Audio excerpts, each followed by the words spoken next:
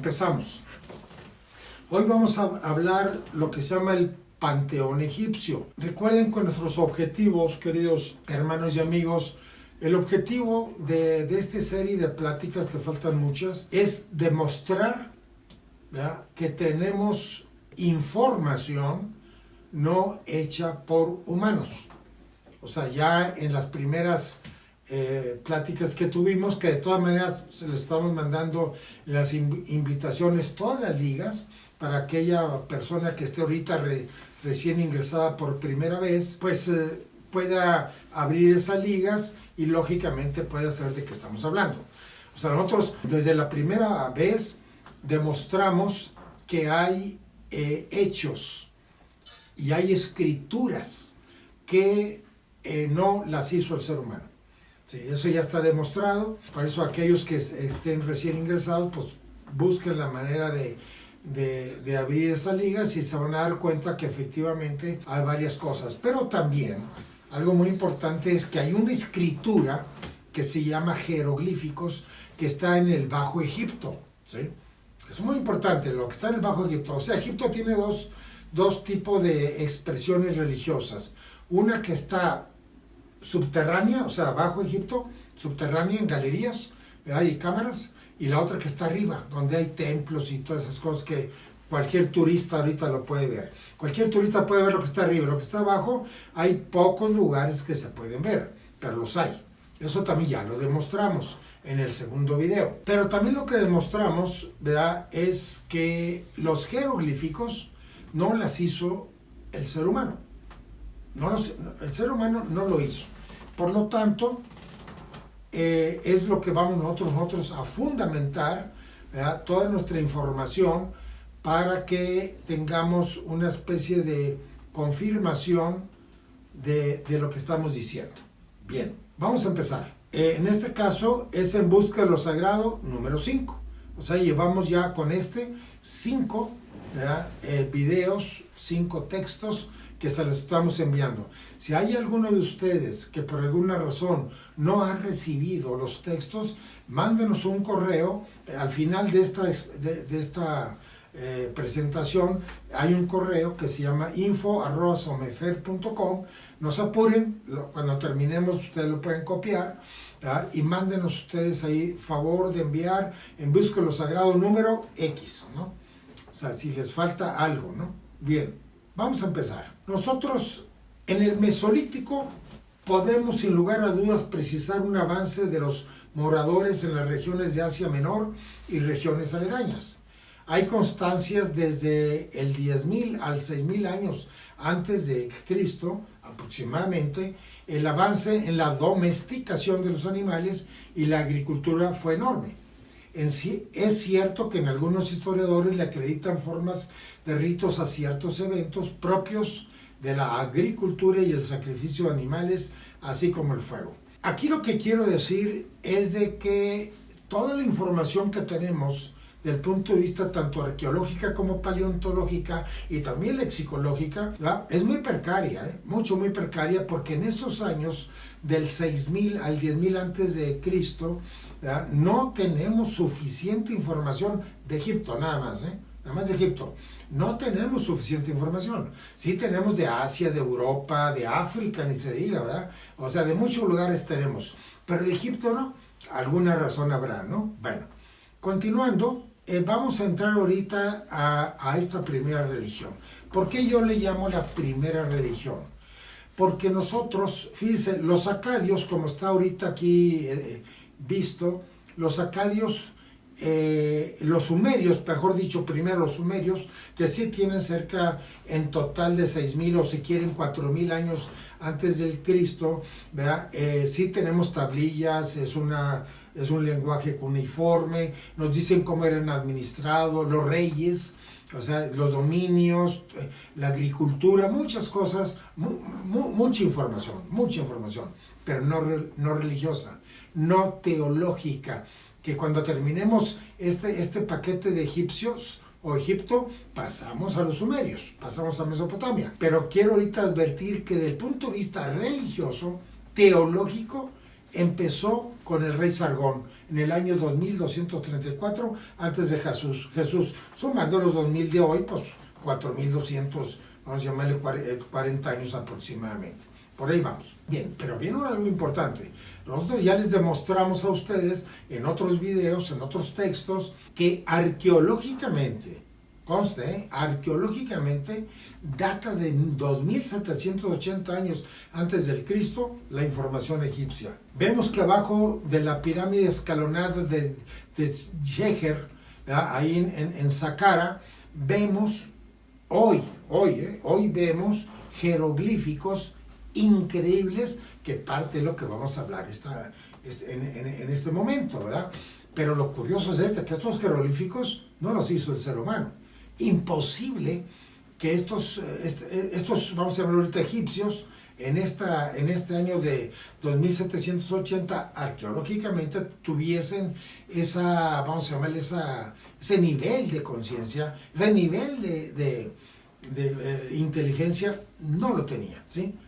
Pero esto ya estaba, porque como no lo hizo el hombre, los jeroglíficos y las 3 pirámides no los hizo el hombre, eso lo vamos a ir ratificando y repitiendo muchas veces, ¿verdad? Y sobre todo los textos que están adentro y todas esas figuras, etcétera, está muy claro que no los hizo el hombre. Yo parto de que Egipto es lo más antiguo que tenemos constatado, ¿sí?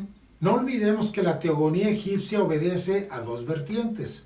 Como decía ahorita, el Egipto subterráneo, que hoy día no está explorado, dicen algunos arqueólogos que está como un 20, un 30% explorado, que hay mucho.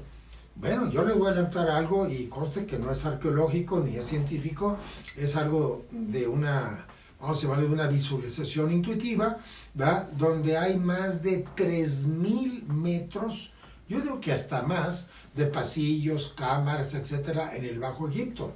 Está, vamos a llamarle así, súper comunicado abajo, pero hay una razón rara, que el gobierno de Egipto, del Cairo en este caso particularmente, no permite que ya sigan explorando el Bajo Egipto.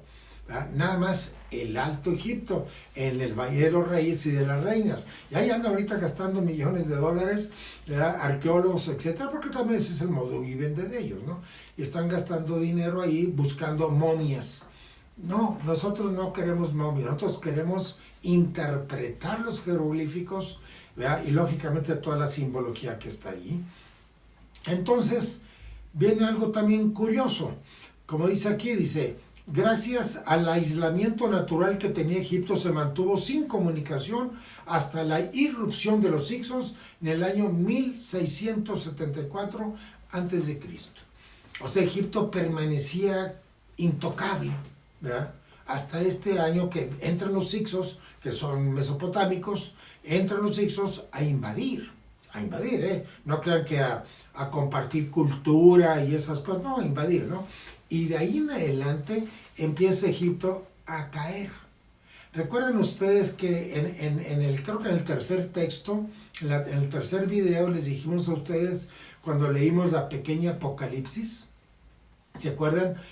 Conste que esto viene en el papiro de Aní, cerca del 1300 antes de Jesús. Estamos hablando ahorita 300 años de diferencia, ¿no? Ya decía, pobre Egipto, cuna de dioses, ¿ya? Prostituida, porque por los Hicsos y por todo de ahí en adelante todo lo que vino fue prostituir a Egipto.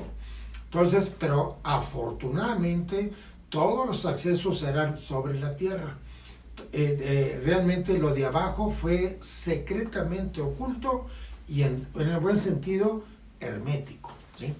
Pero en este año, bueno, todavía antes y un poquito después, ¿verdad? Sacaron papiros. Recuerden que los papiros tenían una escritura que se llama hierática, no jeroglífica, ¿no? O sea, me refiero a los papiros, ¿no? Ahí estaba escrito en forma hierática, ¿verdad? Y de alguna manera es lo que de aquí en adelante tenemos más o menos viendo.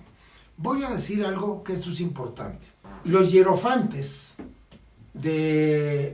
vamos a ir un promedio, 1800 años antes de Cristo, al año 3000 antes de Cristo, los hierofantes eran súper herméticos, ¿verdad? O sea, ellos vivían junto con pocos escribas, vivían bajo tierra, ¿verdad? O sea, salían a superficie a estar con los faraones y la nobleza. Lógicamente que los hierofantes, de una manera muy inteligente, de una manera, ¿qué les diría yo?, hasta egoísta, les decían allá arriba lo que ellos querían. Y los papiros, realmente los escribas que estaban en el Egipto subterráneo, escribían, obviamente, lo que los hierofantes dictaban, porque los escribas no sabían leer jeroglíficos. Entonces a ellos les enseñaron la escritura hierática.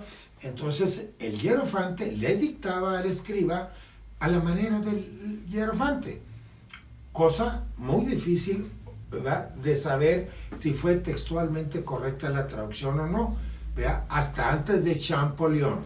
Ya que claro, estamos hablando de 1834, de esta era, cuando ya gracias a Champollion y otras personas, ¿verdad?, se supo cómo traducir ahora sí cualquier jeroglífico. Hoy se lee cualquier jeroglífico sin problemas, ¿sí? También la escritura hierática, también la demótica. O sea, ya no hay problemas, que es lo que queremos ahorita vaciar en este documento, ¿no? Pero desde el año 3000 antes de Cristo hay, o sea, Menes, que fue el primer faraón, vamos a llamarle oficial, históricamente configurado por la misma arqueología, ¿verdad?, cerca de 3000 años antes de Jesús, ¿verdad?, pues ellos, el faraón, traían este tipo de cuento en el buen sentido, no es burla, vamos a decir, que es muy obvio entenderlo, ¿no?, que diga el faraón, yo soy hijo de Dios, o yo soy Dios. ¿Por qué? Porque él se adjudicaba las 3 pirámides que ya estaban ahí, él se adjudicaba todo, ¿sí? Entonces, y los hierofantes, con tal de vivir bien, esto se repite con los judíos, se repite con los cristianos, con el Vaticano, ¿verdad? Con tal de vivir bien, pues se ponían de acuerdo, ¿verdad?, y hacían fluir bien la información de los dioses. Tan es así que tenían a un pueblo sometido, hablando religiosamente, sometido y hasta con ciertos miedos, ¿no? Entonces, así eran los faraones, ¿verdad? Y entonces, la inmortalidad que vamos a manejar en este texto, ¿verdad?, de Egipto, ¿verdad?, obviamente la tuvieron ellos que trasladar a la momificación para darle una conservación histórica, ¿verdad?, de que la momificación es inmortalidad en cuerpo vivo. Por eso, permítanos continuar y después ya veremos todo esto que estamos hablando, ¿sí? Entonces aquí tenemos el árbol de la vida, Egipto. Esto lógicamente hoy está escrito bajo tierra de Egipto. Dicen los arqueólogos que tiene aproximadamente 3000 años antes de Cristo, ¿verdad? Para mí tiene fácil 10.000, 11.000 años, pero yo no tengo pruebas. Los arqueólogos sí, pero la datación del arqueólogo fue cuando abrieron, ¿verdad?, en Saqqara, abrieron en la pirámide de Saqqara, adentro, bajando, encontraron ahí unos pasillos y unas cámaras y las cerraron. Ya hace escasamente en el 2010 las volvieron a abrir y hay una cosa increíble lo que hay ahí abajo. Pero también ya se vieron de que hay pasajes entre la Esfinge Gize y la pirámide de Keops y lógicamente Saqqara. Estamos hablando de 9 kilómetros, 12 kilómetros, perdón. Pero son pasillos pequeños, no, estoy hablando de los pasillos donde realmente hay sarcófagos, hay jeroglifos, en fin, hay muchas cosas, ¿no? Y entonces hoy podemos nosotros ratificar este árbol de la vida. Este árbol de la vida, así rápidamente, Nun, que está arriba, que hagan de cuenta las aguas primigenias, el caos primordial, hoy vamos a decir que es nuestro universo, ¿verdad? Así, el universo conocido, ¿verdad? Y Atum-Ra es la Vía Láctea, ¿sí? Tefnut, la que vemos de color verde al lado derecho, de vista de frente, va a ser Jomaj, o sea, quiero decir, el zodiaco, ¿sí? Y Shu, para abajo ya son los planetas. Shu va a ser Saturno, Nut va a ser Júpiter, Geb va a ser Marte, ¿sí? Osiris, el que está a la izquierda abajo de color verde, va a ser el Sol. Tenemos a Neftis, que es Venus, a Set, que es Mercurio, y a Isis, que es la Luna. Este joven Horus, al rato lo vamos a ver. Pero permítame, cuando los judíos, y esto que tiene poco, sacan su árbol de la vida, que es este, es una copia, vamos a llamarle, más avanzada, más clara, más complementada, con mucha información. Y aquí viene una pregunta inmediata. ¿Quién le dio? No se llamaban judíos. Recuerden que judíos es una palabra que casi nace con los macabeos, ¿sí? Judá sí, la tribu de Judá sí tiene más años, pero lo que se llama el judío se pronuncia con los macabeos. Estamos hablando cerca de 370 años antes de Jesús. Pero ahorita lo que quiero decir es qué persona o personas, ¿verdad? En este caso de Canaán, porque es la prueba que tenemos ahorita, de Canaán van a Egipto, ¿verdad? Hago un paréntesis, Moisés 1334 años antes de Jesús, según la Biblia, estuvo en Egipto, según la Torá, ¿sí? Pero ningún egiptólogo, antropólogo, historiador, acepta que, no Moisés, que los judíos hayan estado ahí. Fíjate, ya no Moisés, los judíos. O sea, se va más grande el tema, el problema. Pero es que no vamos por ahí. Aquí no se trata de desnostar, sino descubrir y volver a armar este quid religioso. O sea, ¿qué persona o personas de Canaán, que a Canaán recuerden que está arriba de Jerusalén, de Canaán bajaron a Egipto, ¿ya? Que no está muy lejos, que digamos, son cerca de 600 kilómetros. O sea, bajaron a Egipto, ¿verdad? Y obtuvieron una información, ¿verdad? Y regresaron a Canaán, y es lo que hizo Moisés, la Torá. Entonces, ¿por qué? Porque después ya toda la trama histórica que hizo Moisés, que en su momento la vamos a relatar, cuando entremos al hebraísmo, a la religión hebraica o judía, ahí vamos a explicar todo esto. Esto es una especie de paréntesis, de inserción para entender, ¿ya? Cosa que hicimos en el video anterior, ¿ya? Cómo se iniciaban viendo Egipto. ¿Sí se acuerdan? O sea, en este caso, alguien fue a Egipto de los hebreos y sale con una información y hace la Torá.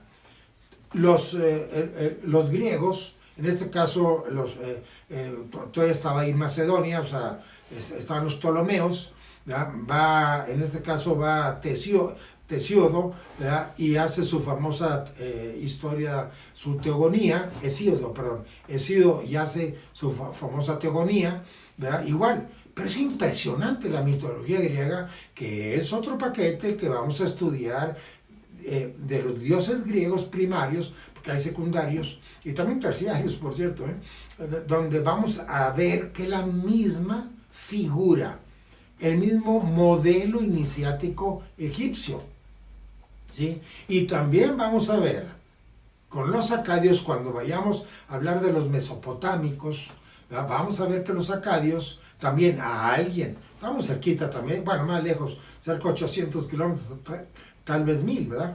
Pero lo que trato de decir desde Mesopotamia suben y luego bajan, suben acá por donde está hoy Damasco, bajan, ¿verdad? Y entran a Egipto. Alguien se inició, no fue el rey Sargón, obviamente, alguien se inició ahí, o alguienes, a lo mejor que fue un grupo, regresan, en este caso a Sumeria, ¿verdad? Y los acadios toman poder de esta información y generan la religión acadia. Fíjense qué interesante, ¿eh? También en otro paquete vamos a hablar de esto. Consta que estos son como insertos, son paquetitos, ¿no? Insertos para demostrar que de Egipto han salido los hebreos, los acadios, o sea, los mesopotámicos, ¿verdad? Han salido los griegos, ¿verdad? Pero ahora viene otra figura rápido. De los mesopotámicos se fueron al Indostán, a la India, al Indostán y luego a la India, ¿sí? Y de los griegos hay un conjunto de información ahí rara, por los romanos, porque después los romanos gobiernan Grecia, se llevan toda la mitología, ya no se llama griega, se llama romana, en fin, luego ya Roma se hace cristiano y entonces el cristianismo sale de los hebreos y de los, vamos a llamar ahorita romanos, pero son griegos también, toda esta información. Dicho de otra manera, de Egipto salen todas las religiones. Y estoy hablando inclusive con la temporalidad del caso. Estamos hablando cerca de 3000 años antes de Jesús, donde la Torá no existía, bueno, ni Moisés, bueno, ni Abraham, no existía, ni los acadios existían, ¿sí me explico? O sea, no hay duda que en Egipto es la parte primigenia, ¿ya?, de esta información. Bueno, este árbol de la vida, lo que lo voy a cambiar en este momento, ¿ya?, es este. De aquí lo copiaron. O sea, nada más que sí conviene decir con el respeto del caso, queridos hermanos y amigos, con el respeto del caso es, no pretendemos denostar nunca ninguna religión, porque estos iniciados que fueron a Egipto, ya se inician, van a sus tierras o regresan a sus tierras, hacen su religión con ciertas características de dominio, de miedo, de comercialización, en fin, o sea, de poder, de ambición, que es muy normal. Eso es muy normal en toda la historia, etc. Después vamos a ver quién le dio esta información a los mayas, porque el modelo iniciático de los mayas ya también salió de Egipto, pero también permíteme que cuando lleguen los mayas, vamos a hablar de eso con mayor prontitud y exactitud, ¿sí? Continuando. Entonces, ahora vamos a hablar cada uno de ellos, así rápidamente, Nun es el dios mayor. Aquí está en jeroglífico, ¿verdad? Se pronuncia Nu o Nun, ¿sí? Aquí, este fonema Nun tiene mucho que ver con On, el hebreo On, ¿sí? Que se escribe Ain, ¿no? Ain, Sof, Aur, ¿sí? Entonces, Ain se pronuncia En. Es muy parecido este fonema. Yo creo que viene de ahí. Pero bueno, vamos a dejarlo ahorita al momento así, ¿no? ¿Cuáles son los títulos egipcios de Nun? Son estos: el océano primordial, el caos de los comienzos, las aguas de la vida, el padre de los dioses. O sea, el número 1, en Kabbalah, se le llama Ateter, no es Nun, pero así se le llama. Vean en Kabbalah, esto está escrito en el año 1200 en adelante, cuando ya se nos permitió tener, después del año 1500, que fue muy cruento para la Kabbalah, el Tarot y todas cosas en España, con los judíos en España, los sefaraditas, hubo mucho, pero es una complicación que creo que sí lo vamos a abordar en otro momento. Pero aquí lo que quiero decir que ellos nos dan esta información que están leyendo ahorita, ¿no? O sea, en hebreo se le llama Nikudar Reshuna, ¿sí? Que significa punto primordial, o Kabod Rachun, que se llama gloria, Yari Campín, el gran rostro, o Meracoprosopus, Aurum Pinimim, se es luz interior, Risha Yaburá se pronuncia la cabeza blanca, y Tait Sal, el profuso dador. Vean que casi todo esto, pues es una, ¿cómo podríamos llamarlo? Es que no debo decir repetición, ni tampoco imitación, porque es denostar.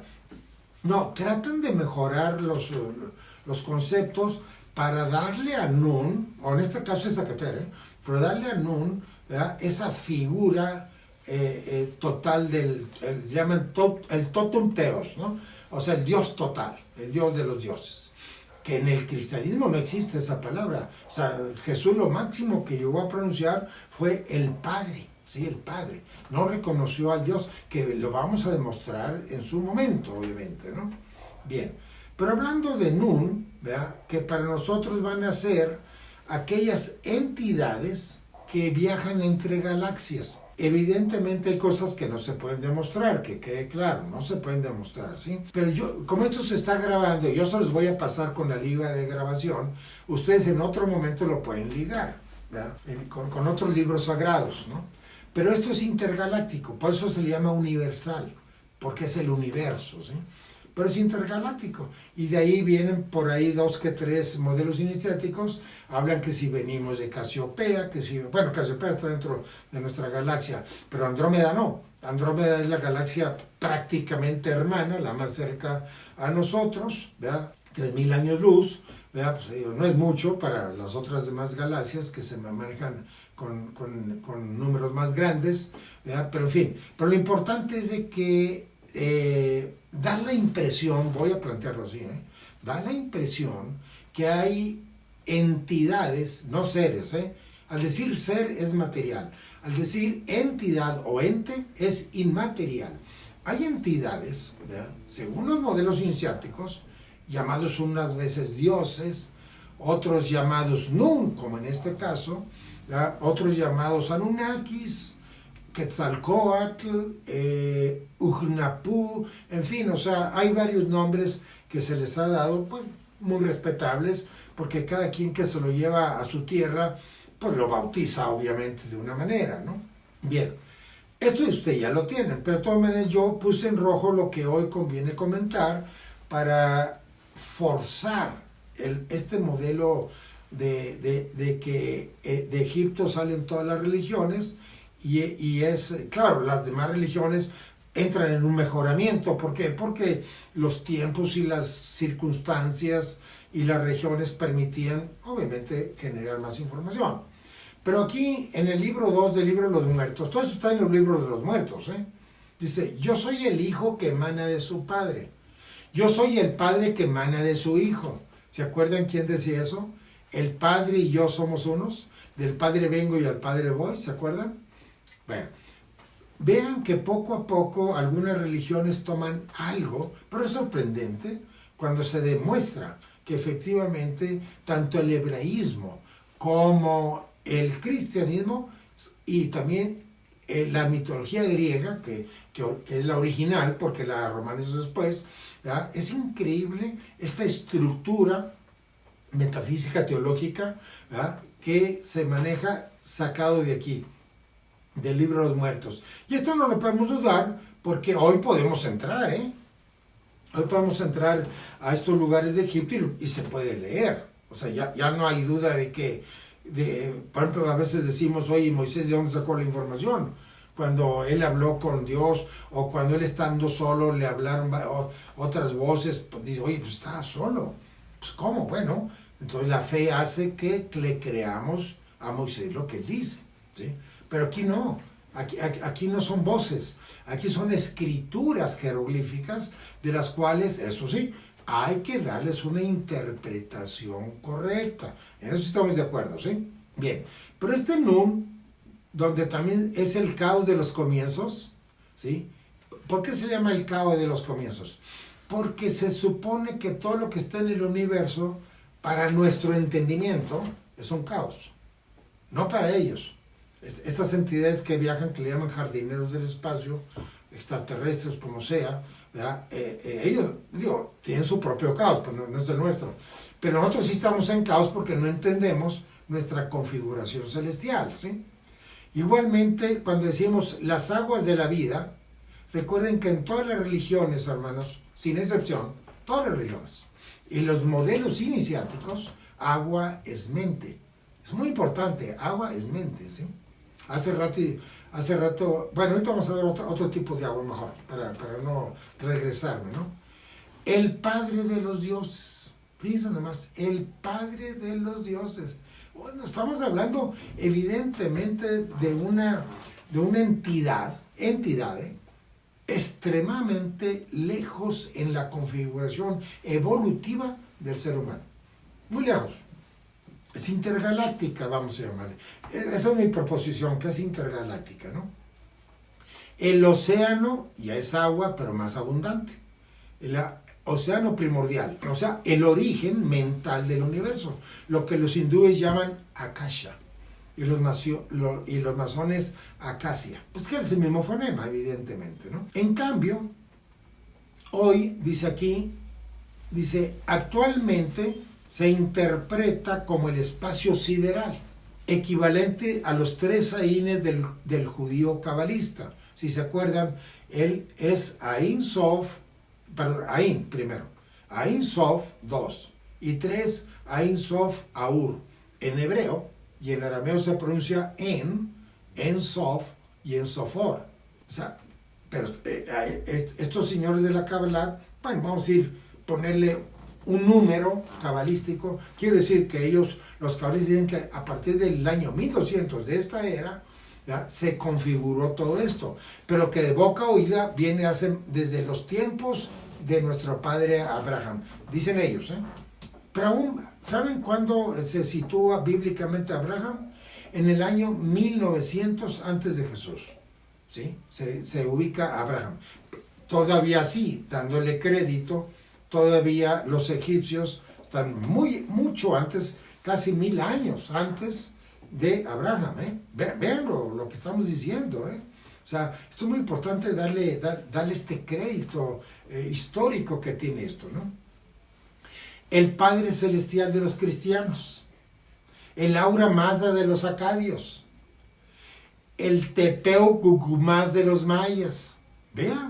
Véanle, y van a ver que estamos de alguna manera trasladando toda esta información, la estamos trasladando a otros modelos iniciáticos, bueno, a otras religiones también se vale, ¿eh? Entonces, vamos a hablar ahora del primero, que se llama Atum-Ra, que tiene que ver con nuestra Vía Láctea, ¿eh? O sea, ya se entiende hoy, hermanos, que aquellas entidades extragalácticas, de alguna manera, entran a nuestra galaxia, donde hay cerca de 200,000 millones de soles, cerca de ellos. Es difícil precisar el número. Unos dicen que billones, ¿eh? Bueno, pero así lo dejamos. No tiene caso, porque cada vez que pasa el tiempo contamos más, ¿verdad? Entonces mejor lo dejamos ir, más de 200,000 millones de soles, ¿verdad? Entonces nuestra galaxia es Atum-Ra. Pero les voy a adelantar algo importante. Ra es los 3 aines, es lo que decía, pues Nun, mejor dicho Nun. O sea, Ra es Nun, para yo ser más breve, Ra es Nun, ¿sí? O sea, es el universo, es la mente universal. Son los 3 aines, el Padre Celestial, el Cucumats de los mayas, etc. El Tepehu, perdón. Bueno, pero ya cuando dice Tum-Ra es porque ya nuestra Vía Láctea, pero albergando a Ra, obviamente albergando a Ra. Bien, entonces en egipcio se pronuncia Atum o Itemu, ¿sí? Bien, en jeroglífico. Se define como Dios creador, el que existe por sí mismo. Era un dios solar en la mitología egipcia. En cambio, los hebreos, ¿verdad? Bueno, aquí dice, en egipcio es Itemu y el griego es Atum, ¿sí? Bueno, pero ¿de dónde viene los hebreos? ¿De dónde tomaron Tum? De Tumim. ¿Qué es Tum? ¿Qué es Tum en hebreo? Luz. Tumim, luces. Vean. O sea, es una derivación, ¿verdad?, de este tipo de información que nos van a ayudar a entender mejor las cosas. Pero la idea es avanzar, porque estamos hablando de muchos viernes, quién sabe cuánto nos falten, 30, 40 viernes, y tenemos que ir amarrando todas las religiones, pero basado en este modelo egipcio. Obviamente que en la próxima conferencia ya vamos a hablar del libro de los muertos de una manera ya más precisa, y es increíble lo que vamos a leer, pero lo dejamos para aquel viernes, ¿no? Entonces, toda esta cosmología que nos deriva de Atum, pero proviene de Nun, sin duda, proviene de Nun, pero Atum como galaxia la va a derivar, ¿verdad? Y entonces va a dar estos 2 elementos, ¿sí? Donde Tefnut es el zodiaco y Shu es Saturno, ya traducido, interpretado muy por nosotros, ¿no? Vamos a ir más abajo, ¿no? Entonces, y ellos dos, fíjense que la mitología griega, en este caso estamos hablando lógicamente de Cronos ¿cómo se llama? Cronos y Gea, ¿verdad? Que ellos tienen hijos que son Gev y Nut, donde Nut es Zeus y Gev es Marte. Y ahí nos vamos. Vean que Hesíodo, cuando fue a Egipto en el año 760, ¿verdad? Regresa a Grecia iniciado, hace una mitología impresionante que está escrita. O sea, no podemos discutirla. Está escrito ahorita en su libro de Teogonía, aunque después vino Herodoto y le dio una manoseadita, y también Plutarco también le dio otra manoseada. Bueno, pero eso no, lo vamos a ver en otro momento, ¿sí? Con mayor precisión. Pero ahorita lo que quiero decirles es de que estas derivaciones de que ellos engendraron a Gev y Nut, o sea, a Zeus y a Ares, que es Marte, Ares, ¿verdad? Y también ellos dos son los padres de los dioses Osiris, Isis, Neftis y Set, de los cuales son Osiris es el sol. Estamos hablando lógicamente que de Helios, hablando del punto de vista griego, ¿no? Isis, ¿verdad? Que es la luna, Hécate, Neftis, que es Venus, que es Afrodita en este caso, y Set, que es Mercurio o Hermes. Fíjense, todo va checando, ¿eh? O sea, no hay para dónde mucho que moverse. Todo está funcionando, todo está checando bien, ¿verdad? Y van a ver que todo esto es un derivativo de lo mismo. Perdón. Entonces, en la Cábala judía, Keter, ¿verdad?, va a representar el dios de dioses, ¿sí? El Ejeyej, ¿se acuerdan cuando Moisés sube al monte Sinaí? La zarza, etcétera, que también, insisto, voy a repetirlo desgraciadamente muchas veces, pero ahora que veamos el hebraísmo, ya vamos a ser muy puntuales con tiempos y espacios, donde cómo relacionaron a Keter con Atum-Ra. Bien, ese es el yo soy el que soy, ¿no? Asher Ejeyej, Asher Ejeyej, ¿no? Y llegaremos en su momento, ¿no? Vamos por el tiempo que hay, ¿eh? Ahora vamos a hablar aquí de lo que es el zodiaco, ¿verdad? Que es Tefnut, es el zodiaco, ¿verdad? Y Shu, que es Saturno, como planeta, o sea, hablando astronómicamente, ¿sí? Bien. Entonces dice, ya hemos visto que en el mito heliopolitano, Tefnut y Shu son la primera pareja creada por Atum. Según el pasaje, fíjense bien, ojo, son escupidos o espectorados respectivamente por el dios en la mansión del Fénix, en On, ahí está On, Ain, donde Atum Yepri, ¿verdad?, hizo nacer la piedra Ben. Por lo tanto, constituyen dos aspectos potenciales del dios andrógino y neutral, complementarios que simbolizan la fuerza vital que anima el universo. Pero hay cosas que dice uno, pues, ¿cómo es posible, no?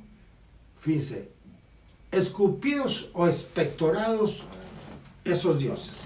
¿Sí se acuerdan cómo nació Ugnapu y Xibalanque? Acá con la diosa virgen Ixquic entre los mayas, ¿no? Se acerca una higuera, ¿verdad?, y la higuera le escupe, ¿verdad?, le cae en su estómago y se embaraza de unos gemelos que al ratito vamos a ver. Estos gemelos en el maya, en el Popol Vuh, se llaman Ugnapu y Xibalanque. Pero vean, este gemelismo o estos gemelos los vamos a ver. Ustedes han visto, por ejemplo, cuando Hesíodo habla de Helios y Helios como el sol y como la luna Selene, eran hermanos gemelos, ¿sí? Pero también Osiris y Isis eran hermanos y gemelos, y además procrearon. O sea, ustedes creen, por eso muchos científicos cuando ven estas procreaciones entre hermanos, pues le hacen guácala, ¿no? Dice, oye, qué feo, estas mitologías entre hermanos, esto es incestuoso, aberrante. No, mis hermanos, hay que verle un sentido más bien metafísico, ¿sí? Es como decir que si, en el varón, si la X del varón es hermana del Y del varón, ¿sí o no? Pues claro que son hermanos. Y en la mujer son dos hermanas, una X1 y otra X2. O sea, es darle un sentido. Y van a ver, o sea, permítanos seguir adelante y van a ver que antes de que lleguemos a la mitad ya vamos a tener un contexto más o menos, ¿cómo se dice? Consensado, o consensado, mejor dicho, ¿no? Consensado. Pero esto escupir es ¿cómo nació Zeus? ¿Sí? ¿Cómo nació? Pues estaba luchando Urano con Cronos en los cielos, ¿verdad? Y en un forcejeo, ¿verdad? Le entierra la espada en la pierna, ¿verdad? Sale un esperma, llega al mar y ahí sale Afrodita, ¿verdad? Que es una de las maneras de que se nació, etcétera, ¿verdad? Pero también Zeus es hijo de Cronos.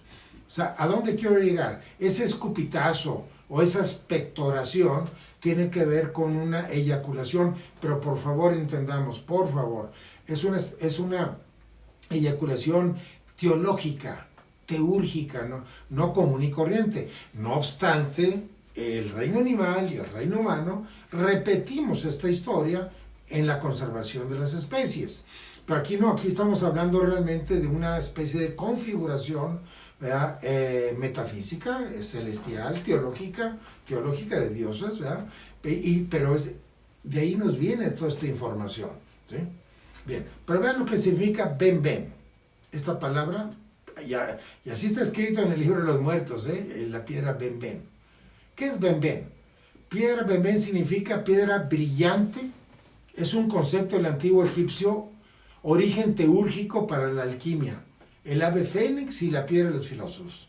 Es el escupir o espectorar, soplo divino, Neshama, que viene en el Génesis 2:7.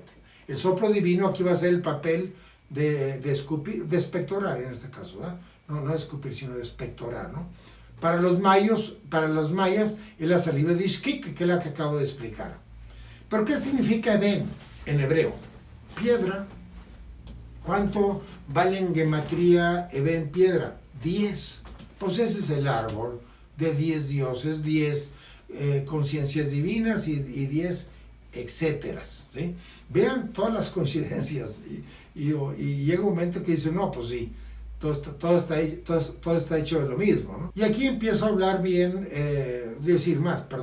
más, donde también se menciona que la mucosidad del Dios primigenio también tiene que ver con... Esto está en el libro de los muertos, O sea, y también lo podemos ver en el Pimandro, ¿no? Dices tú, bueno, ¿cuál mucosidad del Dios de los primigenios? O sea, una persona irónica va a decir, no, pues, los dioses mocosos, ¿sí? Para sacar su ira o su inconformidad. No. Hay que entender que el mucus, ¿verdad? El esperma también es un mucus, ¿verdad? Hablándolo metafísicamente, ¿verdad? Y eso es lo que conviene que tomar en cuenta, ¿no? Entonces, el aliento impalpable del Nun y el soplo de vida, que es lo mismo, estamos hablando exactamente de lo mismo, ¿sí? Eso es lo bonito de todo esto, ¿sí? Bien, entonces seguimos, dice, este hecho que se queda reflejado convenientemente en el libro de los muertos, capítulo 115, donde se nombra a la serpiente de Heliópolis y finalmente al finado, afirmando conocer a las almas de Heliópolis, Ra, Shu y Tefnut. ¿Quién es Ra, Che y Tefnut? Cuando no estamos adentrados a la mitología egipcia, pues nos cuesta trabajo. Pero si estamos más o menos informados de la Kabbalah, pues es Keter, Jomaj y Binaj, ¿sí? Y entonces ya empezamos a reforzar mejor la información, ¿sí? Bien. Pero vamos a ver qué se quiere entender. Que nosotros venimos de otros espacios intangibles. Porque Keter es la galaxia, Jomaj es el zodiaco y Binaj es Saturno. Claro, Binaj ya lo podemos ver y medir muy bien. El zodiaco más o menos bien, con telescopio, ¿no? Más o menos bien. Y la galaxia, pues imposible de fotografiarla. Tendríamos que salir de ella y fotografiarla. Pues no se puede. Pero bueno, pero ya hay una manera de, ¿cómo se dice? en tercera dimensión ya se hizo una configuración pues más o menos correcta de lo que es la galaxia, pero lo que quiero llegar es de que nosotros estamos en un espacio intergaláctico muy complicado porque no sabemos si nosotros somos los primeros y únicos en este sistema solar, creo que no hay duda, pero en esta galaxia Vía Láctea, ¿somos los únicos que tenemos vida? Yo digo no puede ser. Ahora, pero nuestra galaxia es una de 280,000 millones de galaxias, que por cierto andan diciendo que son billones también, bueno, al margen también. Entonces es muy difícil decir que somos los primeros y únicos, ¿no? Además, como ya les dije, en los primeros videos, si ustedes se acuerdan, que hemos visto ciertas acciones y escrituras, como esta, la jeroglífica, que no la hizo el hombre. No la hizo el hombre. Y esto ayuda a entender que si no la hizo el hombre, bueno, pues entonces, ¿quién la hizo? ¿Sí? Bueno, continuamos. Nut y Geb. O sea, estamos hablando ahora sí de Zeus o Júpiter y Ares o Marte. ¿Sí? Bien. Pero es igual. Aquí vamos a ver, ¿verdad? Que, como dice aquí, dice, hasta que Shu lo separa por mandato de Ra, la tierra del ciclo, el resto de los elementos, es decir, los dioses, los hombres, los animales y las plantas. ¿Sí? O sea, aquí ya tenemos en esta sección del árbol egipcio, ¿verdad? O igual de la cabra, depende de cómo lo queramos plantear, ya tenemos una expresión material, ¿sí? Ya tenemos en Júpiter, que tiene que ver con la memoria universal, somos un reflejo, ¿verdad? Y Ares o Marte, que es todo el programa que tenga acción en el cuerpo humano, que también, lógicamente, en el sistema solar, todo lo que tenga acción en las plantas, en los animales, en nosotros, ¿verdad? Tiene que ver con Ares, o sea, el dios de la guerra, el dios de la acción, del movimiento, ¿no? Bajo una mentalidad preestablecida, que esto es muy importante. Esta mentalidad preestablecida es la que nos está dando el programa de la creación. Muy bonito, ¿eh? Me gusta esto, ¿no? Bien, ya cuando uno empieza a leer y analizar, es sumamente motivante, ¿sí? Bien, pero Nut dice que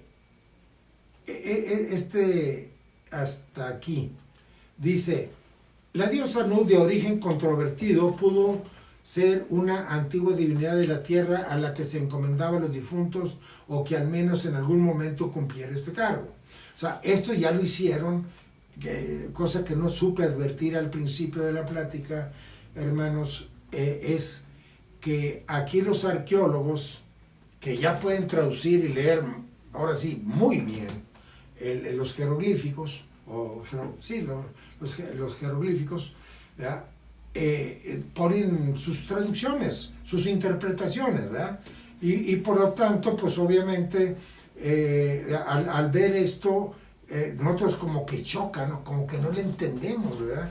¿Qué es esto, no?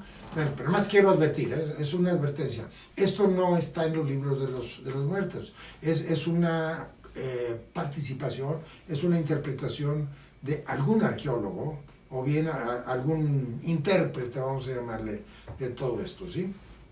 Pero a pesar de eso, ¿verdad? Nos ayudan a identificar, porque cuando ya nosotros logramos verdaderamente entender el modelo iniciático egipcio, podemos leer prácticamente cualquier libro sagrado y le vamos a dar ya un flujo de solución y también hasta de placer, metafísico, de entender mejor las cosas, ¿sí?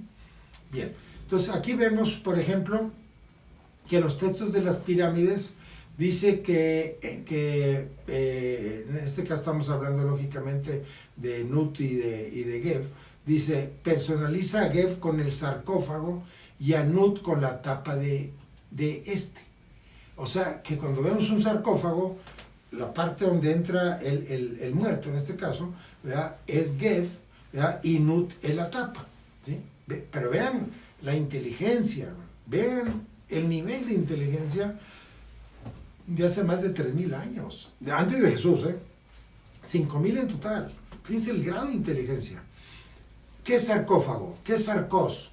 Sarcós es carne, fago es comer, que se come la carne, como un panteón. Son los gusanos, obviamente, bueno, pero vamos a verlo así, metafóricamente. Cuando uno entierra un muerto, la tierra se come la carne, en un sarcófago, para eso es sarcófago, ¿no?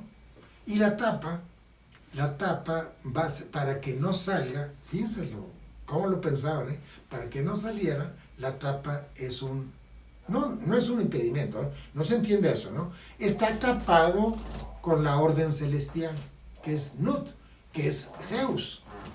Recuerden que Zeus, en la mitología griega, es el único dios que podía prolijar arriba y abajo. El único, que podía prolijar arriba y abajo.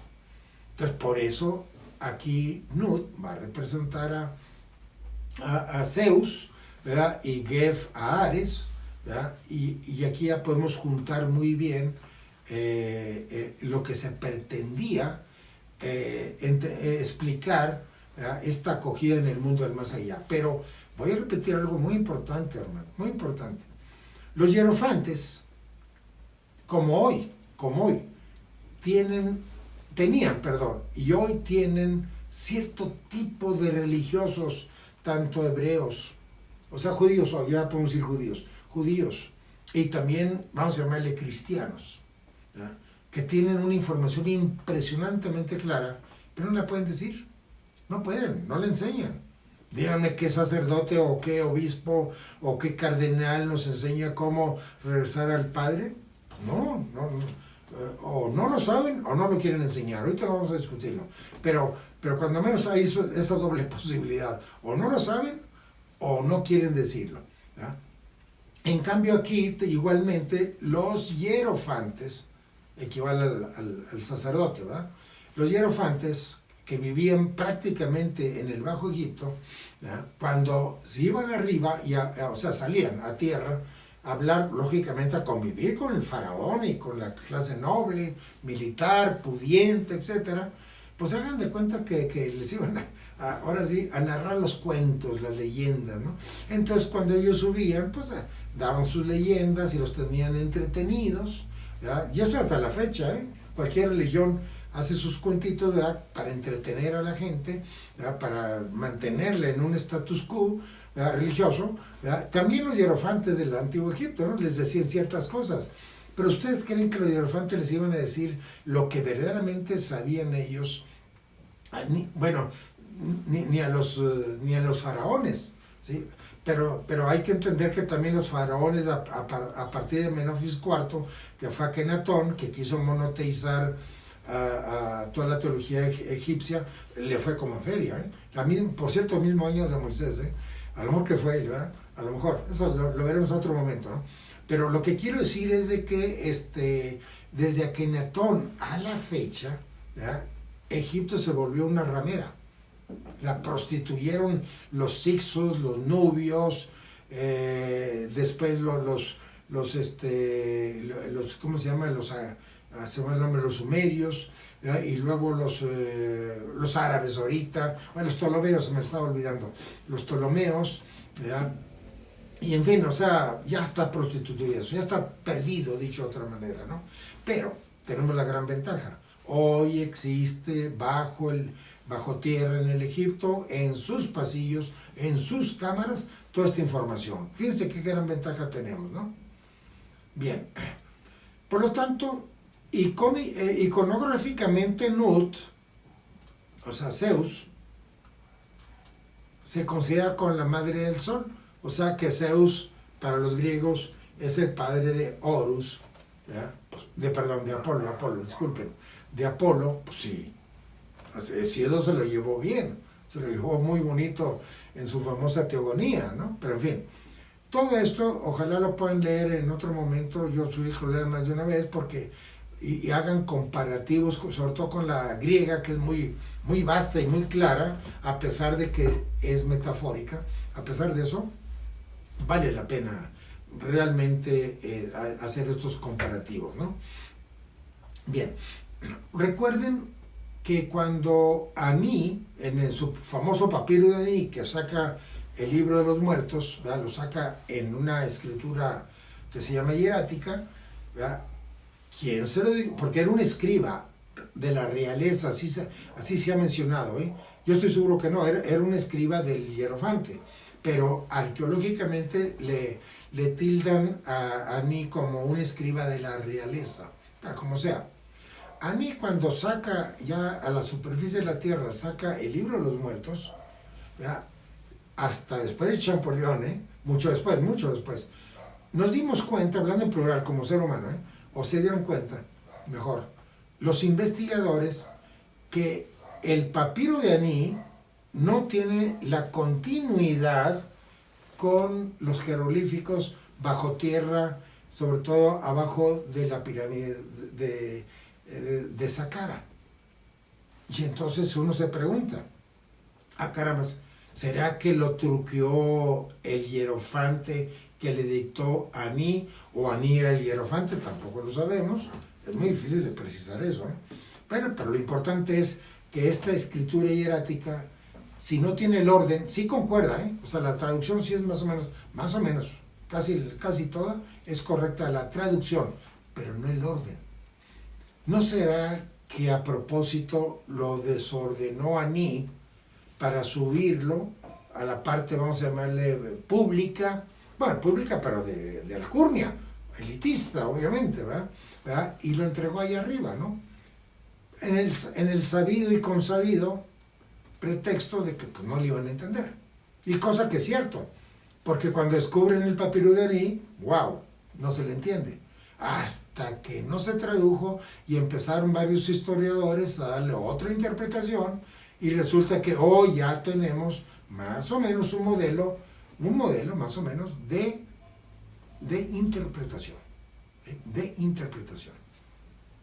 Bien, entonces Geb es Geburah, ¿verdad? Es Ares, Marte, dios de la guerra, ¿ven? Todo eso, ¿sí?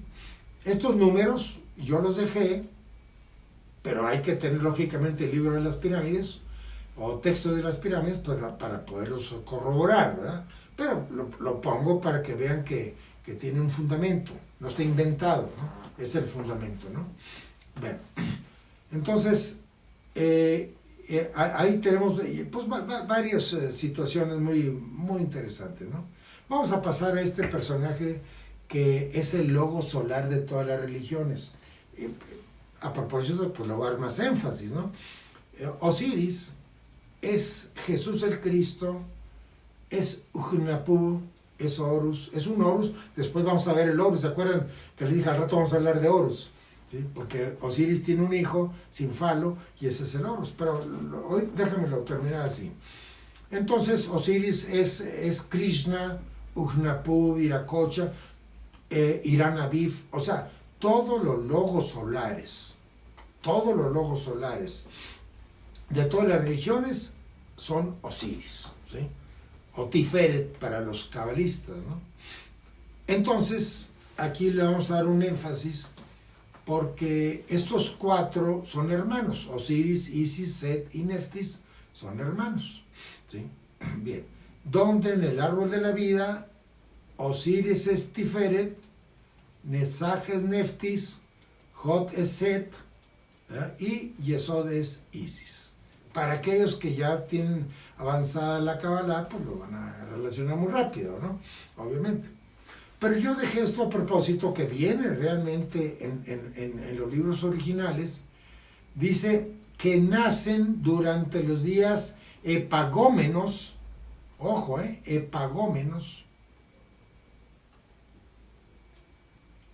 nombre griego de los 5 días añadidos al ciclo de 360 jornadas para completar el año solar de 365, siendo una de las divinidades más representativas de la Eneada. Miren, ¿desde cuándo los egipcios ya tenían 365 años? Desde entonces, algo pasó, porque recuerden que cuando entra un Juan Camaney, cuando entra alguien a dominar, y se lo lleva a su terruño, pues hace las cosas a su manera, ¿no? Pero esto ya estaba visto, esto ya estaba hecho. ¿Qué es lo hermoso, no? Esto ya estaba hecho.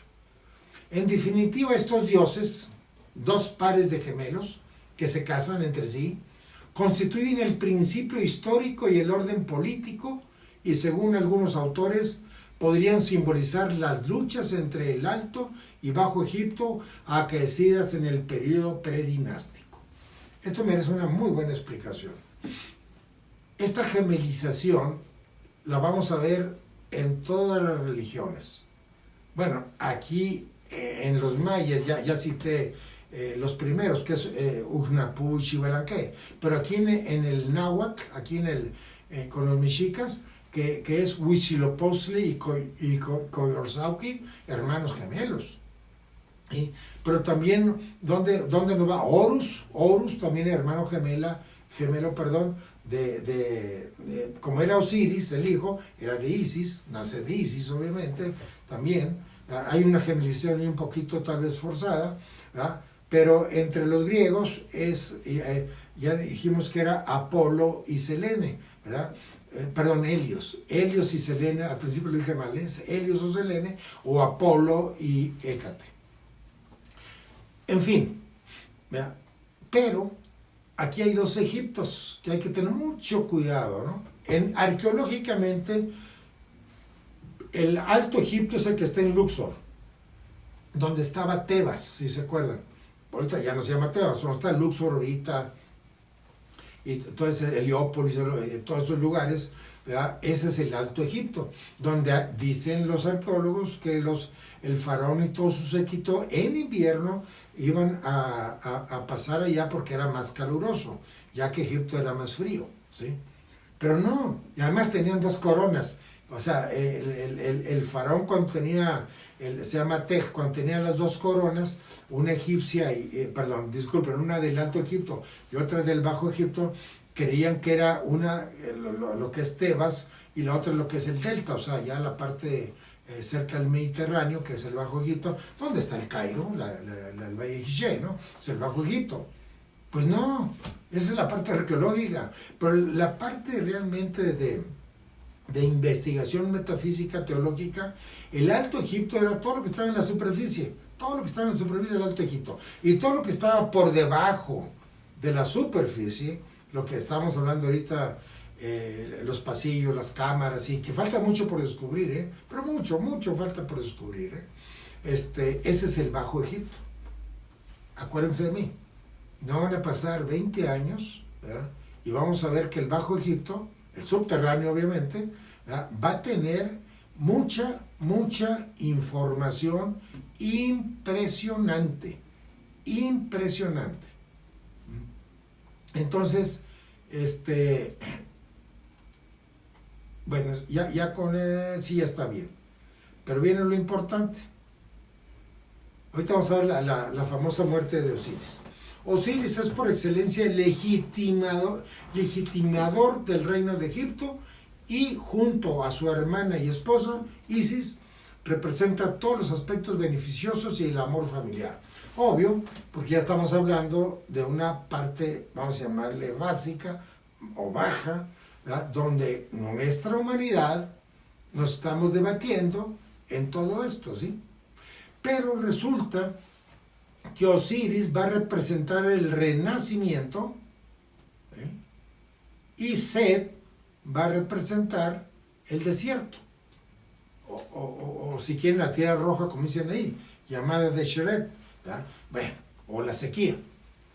Pero ¿de dónde sacaron el renacimiento? Ahora sí, los alquimistas y las demás religiones, ¿sí? Acuérdense lo que decía Jesús en Juan 3, ¿no? Que para llegar al Padre hay que nacer por segunda vez, que es la famosa palingenesia masónica, nacer por segunda vez, el renacimiento. ¿Pero quién lo representa? Osiris. Osiris nos va a ayudar a tener este renacimiento, pero si gana Set, que representa el desierto, la sequía, etc., si gana Set, pues nos va a ir mal, obviamente. Y eso también en el siguiente video, que vamos a hablar, obviamente, vamos a hablar de ellos en el libro de los muertos, vamos a ver la venganza, que se le llama así, la venganza para Osiris, no es matando a Set, ni derrotándolo, es consagrando a Set, se llega a Osiris. Eso lo vamos a leer en el libro de los muertos, pero se los adelanté, pero vean que es otra cosa. Pero también es una imitación. Nosotros realmente para vengar a Osiris o vengar a Irán Aviv o al Cristo, a quien sea, sí necesitamos realmente en los infiernos, acá en la parte material, vamos a llamarle de nivel inferior, tenemos que trabajar fuertemente para separar estos códigos terrenales y permitir que haya una resurrección y una ascensión a los cielos. Pero Osiris es la representación de la vida, ¿sí? Sí, esto también vale la pena que lo ratifiquemos. Osiris es el representante de la vida, de los poderes cósmicos y del orden civilizado, el predecesor directo del rey. Recuerden que del Padre vengo y al Padre voy. O sea, Osiris es el Cristo, es Irán Aviv, ¿sí? Es un Apu, Huitzilopochtli. O sea, no hay duda que ellos, hablando metafóricamente, religiosamente, ellos vienen del Padre y hay que rezar al Padre. Y ese es el quid de todas las religiones solares, sin excepción. Ese es el quid, ese es el objetivo, ¿sí? Pero vean lo que sigue. Él sostendrá la creación en continuo enfrentamiento con lo que representa su hermano, o sea, Set, que desea devolverla al caos primigenio. Esta lucha, aquí ya estamos hablando del bien y del mal, Osiris es el bien, Set es el mal, es una lucha continua, de generación en generación. Esta lucha se está dando, desgraciadamente, casi siempre gana Set. ¿Por qué? Porque nos lleva al panteón. Pero para no ir al panteón, hermanos, necesitamos que Osiris derrote a Set. Bueno, en este caso va a ser Horus, Horus, el hijo, o sea, el producto, el resultado de esta dicotomía metafísica trascendental, va a permitir entonces que derrotemos a Set en el sentido de su consagración, como ya dije, y entonces sí, nos vamos en la barca de Osiris, nos vamos a las 12 puertas del Dúa y regresamos al Padre de la creación. Fíjense, o sea, todo esto que fue tomado de los egipcios es una repetición, obviamente, ¿verdad?, en otros lugares. O sea, me refiero en otras religiones, ¿no? Ahora vamos a ver el asesinato de Osiris. Set, su hermano, le tendió una trampa y logró asesinarlo. Y si su hermano esposa, la gran maga, consiguió ser fecundada por Osiris muerto. Obviamente, bajo un pensamiento científico, pues nadie se la va a creer, ¿no? Y dio luz a Horus. Osiris recobra la vida cuando Horus, su hijo, le da el ojo que había perdido en la lucha de con Set. ¿Sí se acuerdan? Digo, ahorita no se trata de abrir mucho se le llama también mitología egipcia, para mí es una religión, pero para poder nosotros derrotar a Set, vamos a perder un ojo. Pero ese ojo es el que ve la materia. Entonces nos vamos a quedar con un solo ojo. Ese ojo es lo que ve los cielos, ya no ve la materia. Por eso hay que perder, ese es el ojo de Horus. El ojo de Horus es aquel que ve únicamente la parte celestial o espiritual de la creación. El otro ojo se pierde en la lucha con Set, ¿sí? Por eso, bueno, aquí dentro de la religión, de la mitología, como se dice, ¿ya?, vamos a ver que Horus hace que Osiris resucite cuando derrota a Set, ¿sí? Pero vean lo que sigue. Hay textos del 2750 a.C. donde Osiris es asesinado. Imagínense la calidad de conciencia, no de los egipcios, eran parias ellos, eran básicos, eran básicos. O sea, no estoy denostando, simplemente esto es histórico, ¿no? O sea, eran básicos. Pero había hierofantes que dominaban todo este sistema. Pues eran dueños del Egipto subterráneo, ¿no? Y entonces, esto nos da a entender que esta escritura no hecha por el hombre está ahí hoy. Bueno, en aquel momento y hoy está plantada, que la podemos leer. Y entonces viene la pregunta, oye, ¿qué hacemos con eso? ¿Cómo lo vamos a interpretar? ¿Qué sentido le vamos a dar a esa información? Y vean lo que dice, en el capítulo 125 del libro de los muertos dice, vean que esto es algo muy conocido, no he cometido iniquidad contra los hombres, no he blasfemado contra Dios, no he expoliado a un pobre, no he matado, no he causado dolor a nadie, no he disminuido las rentas de alimentos de los templos, etc. Yo soy puro, soy puro, soy puro. Ustedes han visto que todas las religiones prácticamente, claro, con otras palabras, con otros sentidos, ¿verdad? Pero pues viene esto, ¿no? El decálogo de Moisés, por ejemplo, que por cierto, eran 49 leyes, pero reducidas a 10, tienen mucho que ver con esto, ¿eh? Bueno, ven lo que dice. El libro se dirige a los 42 dioses que forman el tribunal, ¿sí? Dense la tarea, ¿verdad? Porque son 42 dioses, ¿sí?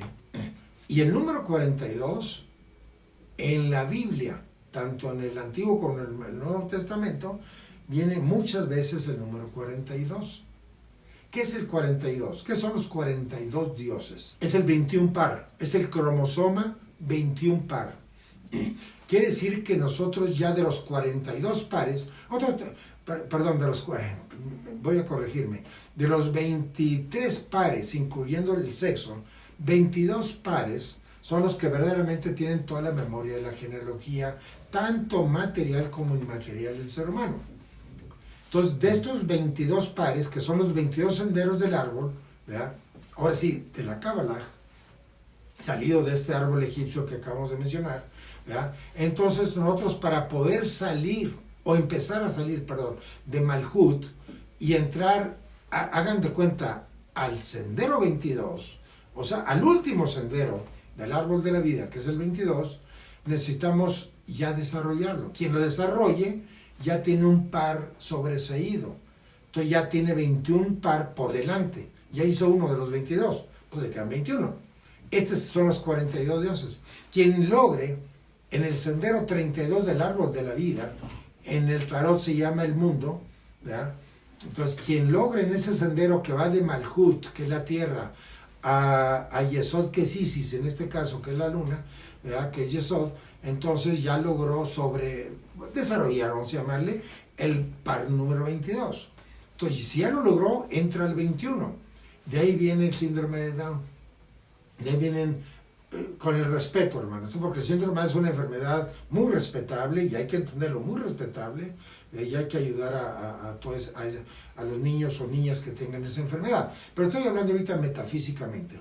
El 21 par es pasar por la animalidad, para pasar por esos códigos animales, ¿verdad? Y ya llegar al par 20. El par 20 son 40 dioses. Ahí es donde los rabinos dicen que no se puede leer la Torah si no se tiene 40 años. Se refiere a estos 40, que es el 20 par, ¿sí? Piénsenlo. Ahí lo vamos a ir desarrollando, ¿no? Dice, mediante una trampa artera, su hermano Set lo asesinó, cortando su cuerpo en 14 pedazos, que esparció por todo Egipto. Su esposa y hermana Isis recuperó amorosamente todos los miembros, excepto el viril, que se había comido el pez oxirrinco. Tiene que ver con escorpio, obviamente. El pez es escorpio, ¿no? Pero voy a lo siguiente. Voy a hacer un paréntesis aquí muy importante. 14 pedazos. ¿Qué nos quiere decir 14 pedazos? Pues se dice que nosotros tenemos 7 cuerpos dentro del cuerpo. 7 glándulas endocrinas, 7 chakras, 7 etcéteras. Eso es lo que se dice, ¿verdad? Bueno, ahora ahí le va lo siguiente. Según ¿cómo podríamos llamarle? Según los misterios, nosotros estamos configurados por 2 mundos. El mundo de Asiaj y el mundo de Yesiraj. Por lo tanto, estos 7 cuerpos tienen que desarrollarse en este mundo de Asiaj y también en el mundo de Yesiraj. O sea, 7 por 2. 7 para Asiaj y 7 para Yesiraj. El Via Crucis es 7 por un lado y 7 por otro. Fíjense, en una iglesia cualquiera, pequeñita inclusive, casi hasta en las ermitas viene el Vía Crucis en las paredes laterales, ¿no? Se refiere a esto, se refiere precisamente a que nosotros tenemos que reunir, ¿verdad? Reunir los 14 pedazos, hablando metafísicamente, ¿eh? Tenemos que reunir estos 14 pedazos, o sea, expresar nuestros 7 cuerpos en los 2 mundos, que es lo mismo, pero sin el sexo. O sea, no es un proceso sexual, quiere decir, ¿verdad? Es lo que hay que entender. Pero si nosotros logramos, ojo, si nosotros logramos con el sexo, ¿verdad? O sea, lo que hizo Osiris y Isis, que tuvieron un hijo sin falo, es metafórico, obviamente, que hay que entenderlo, que y ahí nace Horus.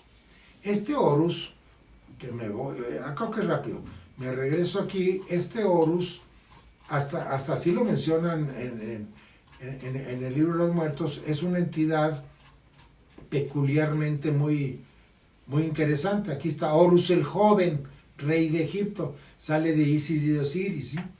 ¿Sí? Pero hay un Horus viejo que se llama Harpócrates. Vean, checa de una manera impresionante. Harpócrates, recuerden ustedes a Isis que tiene un par de niños en sus piernas o rodillas, ¿no? Uno es Harpócrates y otro es Horus. Nada más que aquí viene un problema. La arqueología se complica mucho, los arqueólogos, porque normalmente no son iniciados, ¿verdad? Y ponen a Horus el viejo y Horus el joven. Pero cuando nosotros ya tenemos de alguna manera un avance metafísico, quiero decir, una buena base de datos mística, obviamente, entonces ya sabemos que Harpócrates es nuestra parte mortal y Horus es nuestra parte inmortal, ¿sí?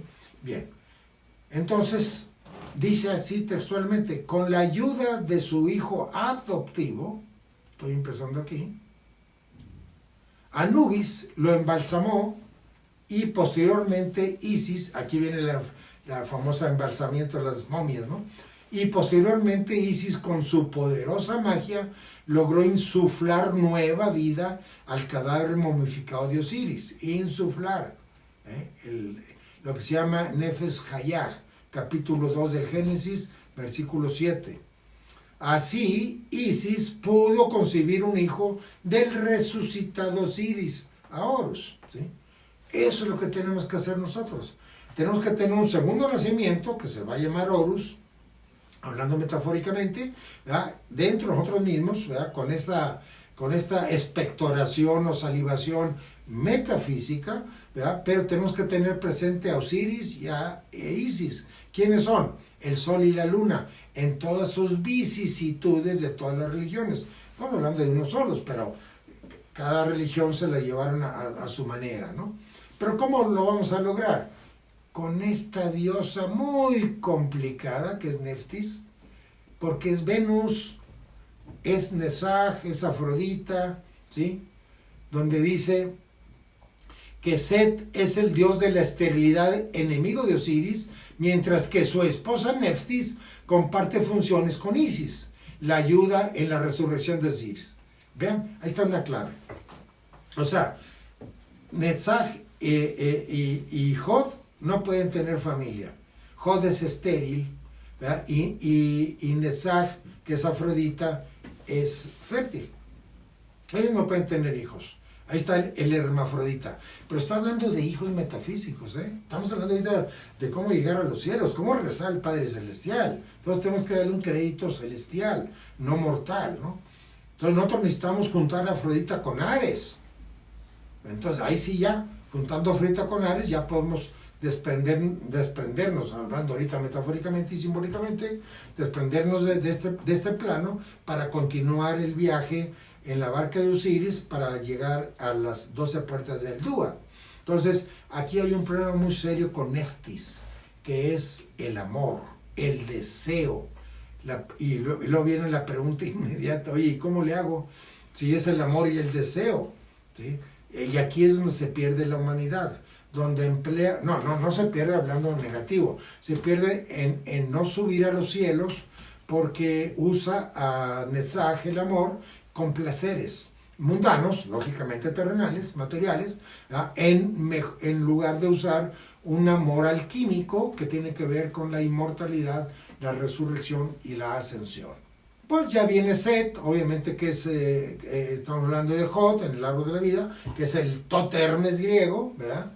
El Yetu así se pronuncia en egipcio, ¿no? Dice, probablemente es el dios más interesante en estudiar sus secretos o facultades, porque fíjense, es el dios de la sabiduría, el dios de la salud, el que nos da inmortalidad, es el dios de los ladrones, es el mensajero de los dioses. No, hombre, unas condiciones impresionantes, ¿no? Jod, el intelecto, representa en la cual hay intelecto, ¿no? Entonces, y eso está entre nosotros. Todo esto que estamos platicando, no esta noche, las otras noches también, todo está en el intelecto, todo está en el cerebro, todo está en la memoria neuronal de todos nosotros, ¿sí? Esto es lo que hay que tomar en cuenta, ¿no? Bien, tenemos que irnos rápido porque ya nos pasamos de la hora. Tenemos a Isis, que es la luna, la esposa de Osiris, que para los antiguos egipcios es la luna, y gracias a Isis, que nos va a reunir otra vez todos estos 14 pedazos, que es la luna, que tiene que ver con la iluminación, porque la luna es agua también. Yesod en hebreo, que es la sefirá Yesod, Yud es fuego, Sod es secreto, es el secreto del fuego. Ahí tenemos en la luna un secreto, y ese secreto tiene que ver con la fertilidad, pero primero mental y después material o biológica, ¿no? Entonces el Isis va a ayudarnos a tener un despertamiento que pues va a funcionar. Y para terminar, para los antiguos egipcios, los componentes del espíritu humano eran Ib, el corazón, Ka, la fuerza vital, Ba, la fuerza anímica, o sea, el alma, Ag, la fuerza espiritual, y Ren, el nombre o identidad, y Sheut, la sombra. Y aquí terminamos. Lo que trato de decir es que esto es demasiado amplio, pero permítesenos, en el libro de los muertos, en el próximo viernes de video, de conferencia, vamos a hablar ahora sí del libro de los muertos. Y ahí sí nos podemos movernos, hermanos, porque se va a leer el libro de los muertos, ya no va a haber interpretaciones más que las nuestras. Entonces, pero esto nos está dando, esta teología, ahora sí, fluida muy rápidamente, nos va a permitir también a ordenar nuestra base de datos para poderla embragar o embeber adecuadamente al libro de los muertos. Y después al Pimandro, y luego al Corpus Hermeticum, y ahí terminamos la parte egipcia.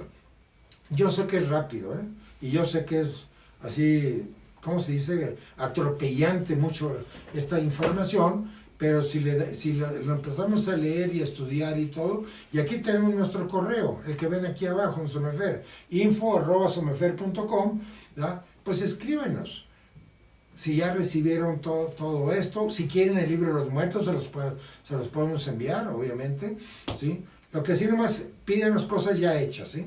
Porque digo, tenemos la Torah, tenemos muchos libros que cuando vayan sucediendo, si no los tienen, no los piden y con mucho gusto los enviamos, ¿sí? Pero aquí lo que nos interesa mucho a nosotros, aquí en Somefer, es no pretendemos derrotar, denostar, eliminar, burlarse de las religiones. Nunca, nunca, no hombre, todo lo contrario. Queremos entender que el origen de todas las religiones está aquí en Egipto, ¿sí? Y nada más permitir entrar a este escrutinio metafísico. Se requiere una base de datos, no es fácil tener esta información. Sí se requiere una base de datos para poder entender mejor todo esto que estamos diciendo.